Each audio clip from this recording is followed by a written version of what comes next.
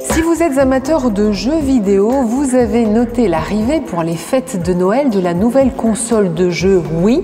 Elle permet de détecter vos mouvements et de les reproduire exactement à l'identique. Un jeu qui vous permet de tester cette nouvelle console, il est idéal. Il s'appelle Zelda Twilight Princess. Deux de ses fans nous expliquent pourquoi il s'agit d'un instrument révolutionnaire. Tom Novembre et son fils. Reportage de Marcus.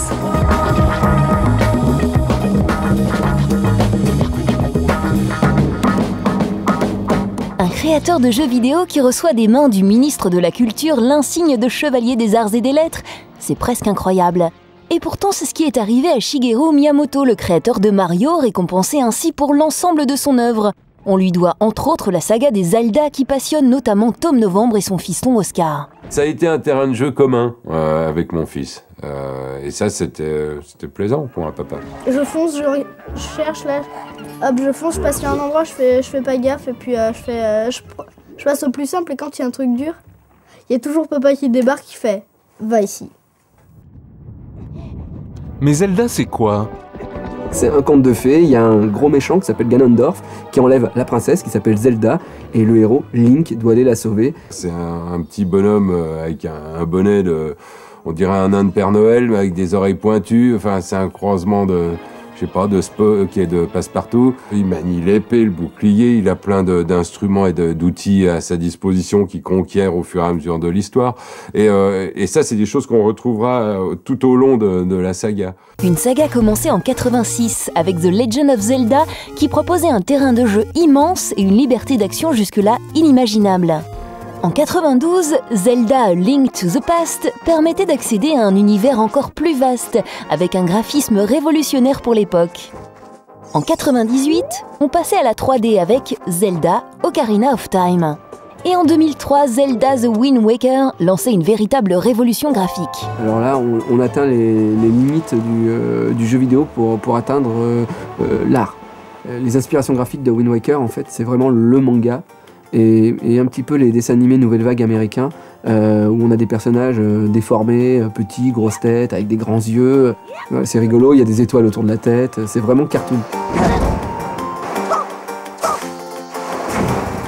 C'est un mélange d'univers sonore, et ça c'est un des 7 arts, la musique, le dessin en est un, et le jeu vidéo marie tout ça. Les sons sont pas toujours des sons de la plus grande noblesse, mais leur mariage est assez malin, assez subtil. Quand c'est bien ciselé, quand c'est cohérent et homogène dans tous ces secteurs de traduction, on arrive à des petits bijoux comme chacun des Zelda. Et le nouvel épisode, Zelda Twilight Princess, ouvre les portes d'une nouvelle dimension, le geste. Dans Twilight Princess, non seulement tu as la 3D, donc je dirais que tu as cette approche de l'univers en 3D, mais en plus tu as une 3D à l'intérieur de ton salon. Alors, dans ce Zelda, on peut donner des coups d'épée, mais aussi on peut pêcher. Donc je sors ma canne à pêche, hop, je lance en arrière, je lance le fil, et là, quand ça mord, je dois remonter et faire le moulinet pour faire rapprocher le poisson, et souvent ça rate.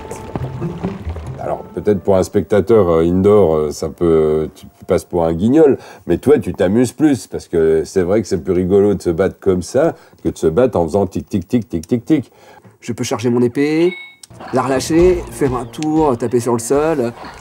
Selon où je vais, je donne des coups d'épée, quoi. Et donc là, niveau immersion, je crois qu'on peut pas faire mieux. J'ai tué un chien. Ils ont mis plus longtemps, les personnages de jeux vidéo, à rentrer dans le domaine public, en fait. Mais maintenant, je veux dire, tout le monde connaît Mario, tout le monde connaît Link, quand même. Enfin, on connaît Tintin, Mario, Link, Astérix, quoi. Snoopy. Link, je trouve qu'il pourrait en fait être un héros comme Spider-Man ou comme Batman ou d'autres choses. Lui a été conquis tout de suite. Il en a fait un de ses personnages fétiches, il l'a mis dans son panthéon de héros secrets, je crois.